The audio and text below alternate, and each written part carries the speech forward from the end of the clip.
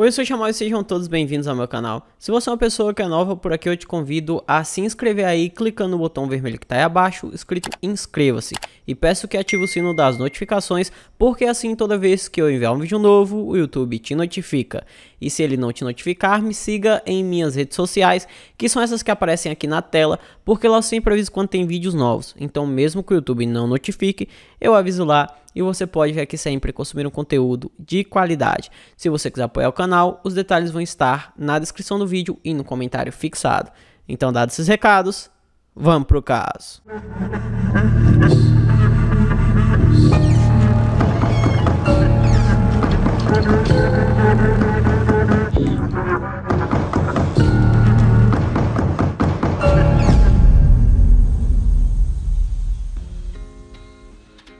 Kiara Albertina Paes nasceu no dia 7 de maio de 2001. Ela vivia junto com a mãe, Verônica Camargo, e a irmã mais velha, Romina. Elas viviam na cidade de Rufino, que fica na província de Santa Fé, na Argentina. Os pais dela eram separados, mas mantinham uma boa relação. E seu pai, Fábio Paes, sempre era muito presente na vida da filha. Kiara era uma jovem bonita, sociável e uma estudante dedicada. Ela também gostava muito de jogar hóquei. Na época do caso, ela tinha 14 anos e tinha acabado de ingressar no secundário, na mesma escola que ela estudava desde o jardim da infância. Desde outubro de 2014, ela namorava com um rapaz chamado Manuel Mancilha, que era 2 anos mais velho que ela. A mãe dela não gostava muito dessa relação, pois ela achava que a filha ainda era nova demais para esse tipo de coisa. Além dela não ter gostado nem um pouco do rapaz desde a primeira vez que o viu. Mas as outras pessoas da família achavam que o rapaz era simpático e decente. Mesmo eles não tendo muito contato, ele parecia ser uma boa pessoa.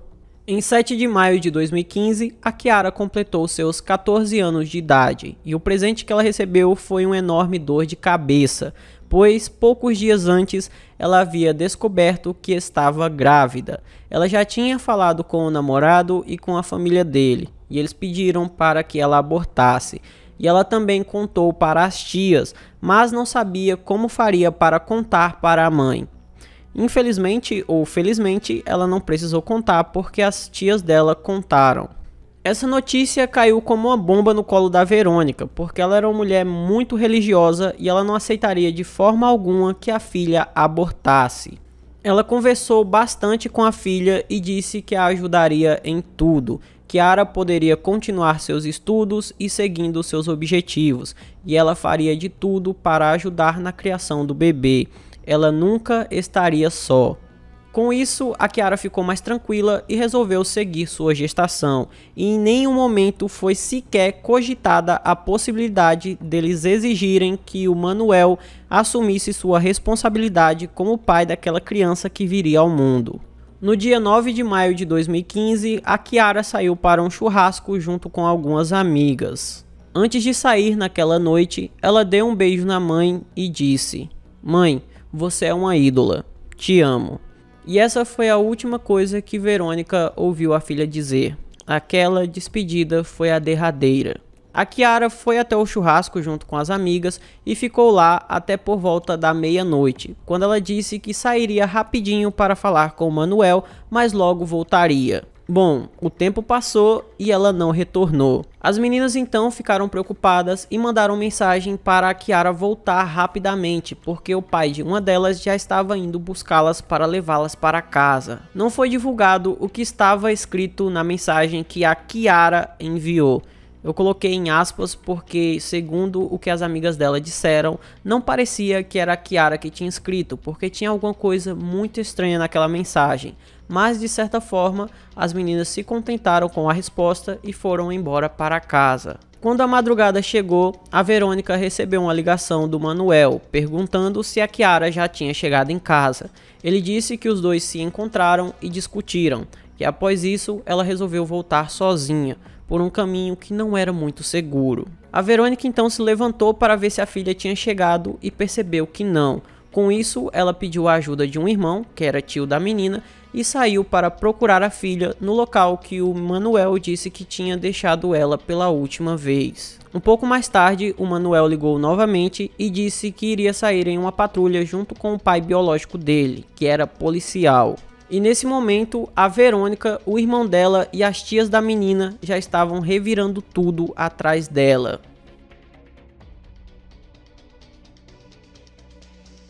Pouco depois das 4 horas da manhã, todos foram para a delegacia registrar o desaparecimento da Kiara. E a Verônica publicou no Facebook dizendo que a filha estava desaparecida. Com isso, cerca de 300 pessoas apareceram e se juntaram à polícia nas buscas pela garota. O Manuel ligou novamente para a sogra e disse que ele e o pai estavam atrás de um veículo que era muito suspeito. Esse veículo parecia com um que já tinha sido visto raptando algumas jovens ali na região. Enquanto isso, os investigadores foram falar com as amigas da menina, que tinham sido as últimas pessoas a vê-la antes dela desaparecer. E todas confirmaram que a mensagem que a Kiara enviou era muito estranha e não parecia que era ela que tinha enviado. E enquanto os investigadores faziam uma busca pelas ruas, eles encontraram o celular da Kiara, mas ele estava sem a bateria e sem o chip. O telefone dela foi encontrado a 6 ruas de distância da casa do Manuel. Os investigadores então resolveram usar cães farejadores e os cachorros seguiram o cheiro da menina até a casa do Manuel. Ao entrar na casa, os cachorros começaram a seguir para o quintal, em um local que estava coberto por escombros e ferragens. Como os cães se concentraram apenas em um local, os policiais começaram a limpar aquela área. E após muita luta, por volta das 9h30 da noite do dia 10 de maio de 2015, as autoridades encontraram o corpo da Kiara dentro daquele buraco no quintal da casa do Manuel. O corpo dela estava em posição fetal, despido da cintura para baixo e cheio de marcas, principalmente no rosto e na cabeça. Paralelo a isso, enquanto o corpo da Kiara era descoberto, o pai do Manuel entregou o filho para as autoridades, e o rapaz dizia que tirou a vida da Kiara de forma acidental.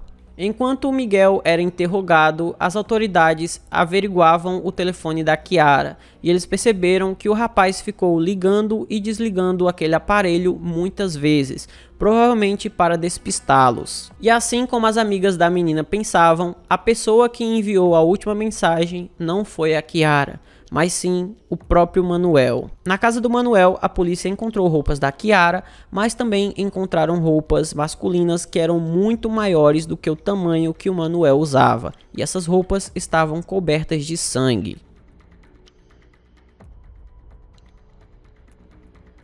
No interrogatório, o rapaz disse que se encontrou com Kiara e os dois conversaram. Após essa conversa, ele a levou para a casa dele. Chegando lá, os dois tiveram uma relação íntima e após isso eles começaram a conversar. Nesse momento, a menina disse que não pretendia cometer um aborto e queria que ele assumisse o filho. O rapaz disse que ficou muito revoltado com isso e deu alguns tapas nela. Nesse momento, ela caiu e bateu a cabeça em uma mesa, e assim ela perdeu a vida. Quando o rapaz viu o que fez, ele teria arrastado a Kiara até o quintal e cavado um fosso que era relativamente grande para uma pessoa cavar sozinha e jogou o corpo dela lá dentro. E para completar, segundo ele, ninguém da família dele viu ou sabia de nada, então a família dele era completamente inocente. Ele disse também que quebrou o telefone da Kiara para despistar os investigadores, assim como as ligações que ele fez para a sogra. Os investigadores não acreditaram muito nesse depoimento porque tinham coisas que não faziam nenhum sentido.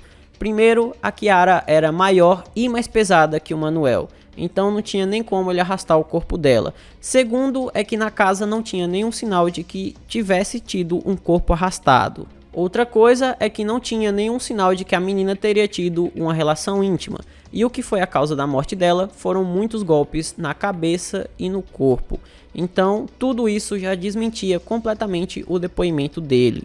E ele também tinha dito que a família não sabia de nada, porém, alguns vizinhos disseram que ouviram sim gritos na madrugada, mas eles não sabiam o que era. Então, se os vizinhos escutaram esses gritos, a família dele também escutou. Devido a essa possibilidade deles estarem envolvidos de alguma forma, todos foram detidos. Após o enterro da Kiara, que contou com a presença de cerca de 7.000 pessoas, uma reconstituição do crime foi realizada na casa do Manuel. Nessa reconstituição, a primeira coisa que foi feita foi provar que ele seria incapaz de arrastar o corpo da Kiara sem vida pelo chão. Eles colocaram o rapaz para arrastar uma pessoa viva com as mesmas dimensões da Kiara, mesmo peso e altura, e ele não conseguiu. Então, se ele não conseguia arrastar uma pessoa viva, ele não conseguiria arrastar uma pessoa sem vida, porque o corpo sem vida é mais pesado ainda. Como ele tinha dito que cavou o buraco sozinho, os investigadores pediram para ele cavar ali na frente deles.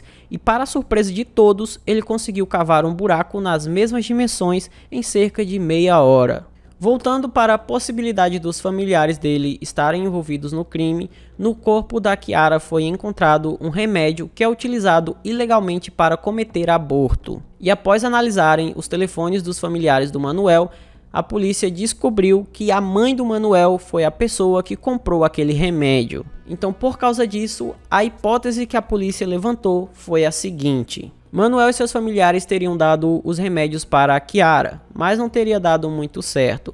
Então, eles resolveram colocar nas partes íntimas dela, porque, segundo o que parece, quando você coloca nas partes íntimas, o remédio funciona de forma mais eficaz.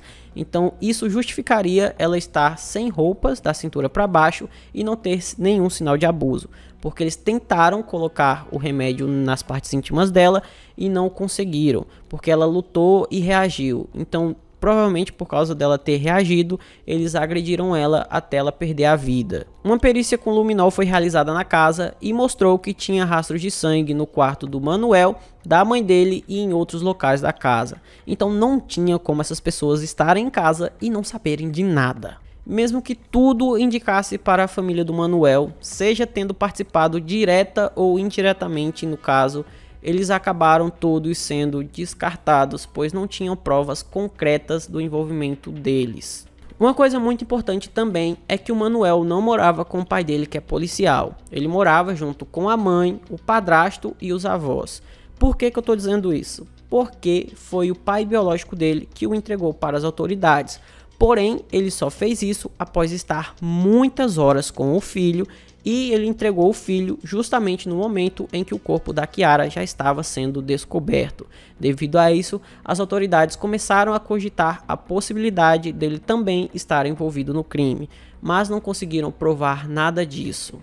No fim, só o Manuel foi indiciado pelo que aconteceu com a Kiara, e em 2016 ele foi considerado culpado de ter tirado a vida de Kiara Paz. A sentença dele só saiu em 2017, quando ele foi condenado a 21 anos e meio de prisão. As pessoas pediram que fosse uma prisão perpétua e as autoridades até consideraram a possibilidade, porque ele não mostrava arrependimento nenhum, mas quando ele cometeu o crime ele ainda era menor de idade, então por isso ele não podia receber a prisão perpétua. Após a prisão do Manuel, as pessoas continuaram pedindo para que a polícia prendesse os familiares dele, porque eles sabiam que eles tinham algum envolvimento no crime. Cara, não dá para acreditar que eles não sabiam de nada. Tudo aconteceu na casa deles quando eles estavam lá, não tem como eles não ter visto ou ouvido, sabe? É impossível que eles não tenham participado ou ajudado ele a ocultar o corpo. O Fábio Paz, que era o pai da Kiara, ele acabou se mudando da cidade porque ele disse que se ele visse as pessoas que tiraram a vida da filha dele andando pela rua, ele não seria capaz de se controlar. E não dá pra tirar a razão dele, porque realmente eu não tenho envolvimento nenhum no caso e eu tô extremamente revoltado com isso, cara. Eles tinham que ser sentenciados, não tem como eles não terem envolvimento. No fim, a polícia e a justiça não fizeram nada, mas as pessoas da cidade fizeram. A família do Manuel acabou tendo que se mudar para outra cidade porque nenhum estabelecimento local aceitava eles. Em todos os locais que eles chegavam, eles eram expulsos. As pessoas simplesmente se recusavam a atendê-los. Então, esse foi o vídeo de hoje. Espero imensamente que vocês tenham gostado da forma como eu narro os casos e nunca do que essas pessoas fazem. Se você gostou, deixa seu like aí, se inscreve no canal, manda para seus amigos, me siga em minhas redes sociais. Por hoje é só, até a próxima e tchau.